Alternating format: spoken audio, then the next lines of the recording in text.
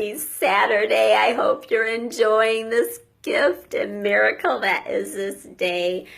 I was reflecting this morning after I was meditating on one of my favorite quotes of all times from a beautiful, beautiful book, Tuesdays with Morrie, that I read so many years ago. And the quote that stayed with me all these years: love each other or die. And how profound those few words. And I've carried those with me all these years because they resonated so deeply with me all those years ago. And how important that is now more than ever, to love each other fully and completely without judgment. Seems like a big undertaking when our egos want us to stay stuck in pointing fingers at someone else for their beliefs and for their differences, but I think it helps perhaps to focus on what we all have the same. And as I posted on one of my friend's Facebook walls yesterday, we're all looking at the same moon. Well, not the ones with neck injuries, but everyone else. We're all breathing the same air. We all want the same things: love and understanding and happiness. And let's focus on perhaps what the things that we have in common, and not focus on the things that perhaps are different, or our mind perceives as different.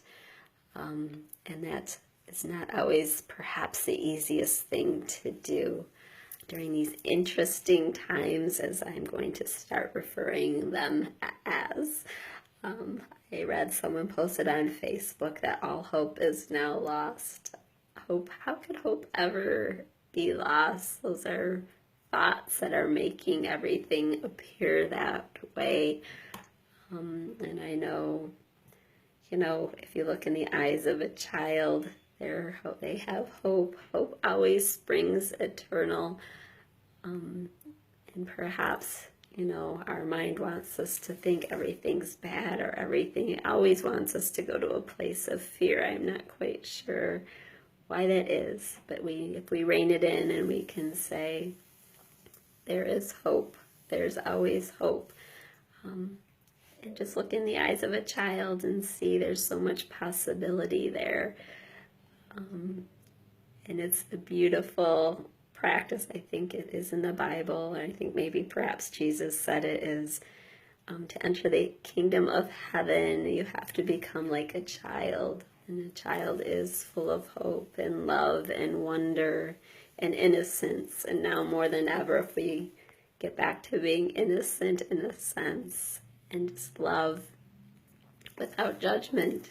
I love because you exist. I love because you are me. I love because there's a divine spark in you that's in me. My favorite saying, I am you, you are me, we are one. And yes, I've been through some very traumatic experiences, more than I've been open about on Facebook or even to my friends. But I've persevered, and the people that have caused me harm, I look at those, they didn't know how to be any different. Only a suffering person can cause another person suffering. Only someone who's 100% full of unconditional love can actually love someone else. And so I thank those people that have brought me to this point. I thank the beautiful teachings in those things. We can allow a situation to break us or build us and make us stronger and make us break open to the truth of who we are. And that's our choice.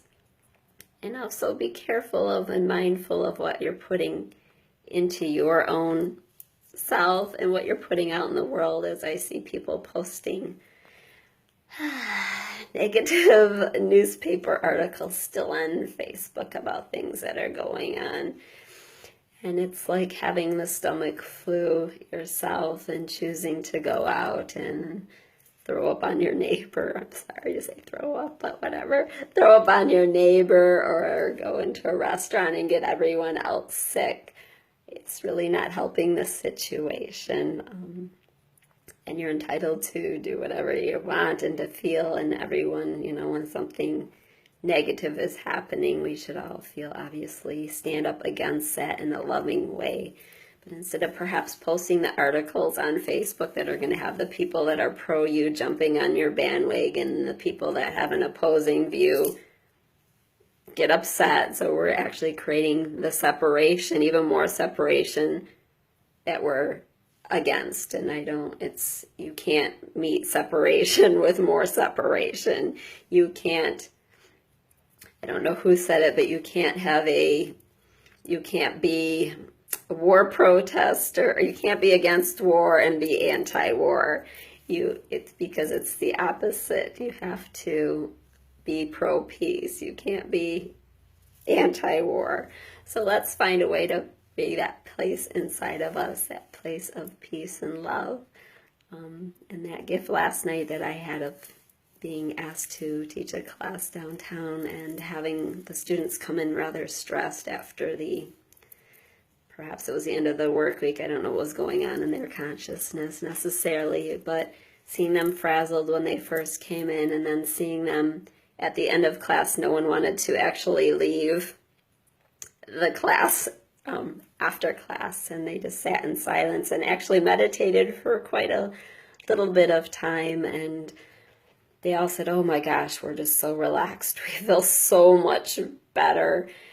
And one of the students said to me, she goes, "This is better than any massage I ever had." She goes, "Thank you for being here today." And the one lady came up afterwards and she gave me a hug and she goes, "You even smell like yoga." I thought, I don't know what yoga smells like, but okay. And to be that place of peace and love, and to plant seeds and hold space for everyone to maybe perhaps come to you stressed, but leave everyone better than you found them. So keep coming back to your place of love and kindness. Go out and spend some time in nature. Do some self-care today. And how can we lessen separation? By being more loving and more inclusive to everyone. And that begins with, how are you going to show up in the world? So go forward, my beautiful friends. Enjoy this gift today. Make the world a better place for you and for everyone else by holding a place of love and kindness. You are love. You are light. You are compassion. You are bliss. Om Shanti, Shanti, Shanti. Om peace, peace, peace. I love you. Have a beautiful, beautiful day. I'll be on Facebook Live later if anyone wants to join me. Om, Om, Om. Bliss, bliss, bliss. Namaste. Enjoy your day.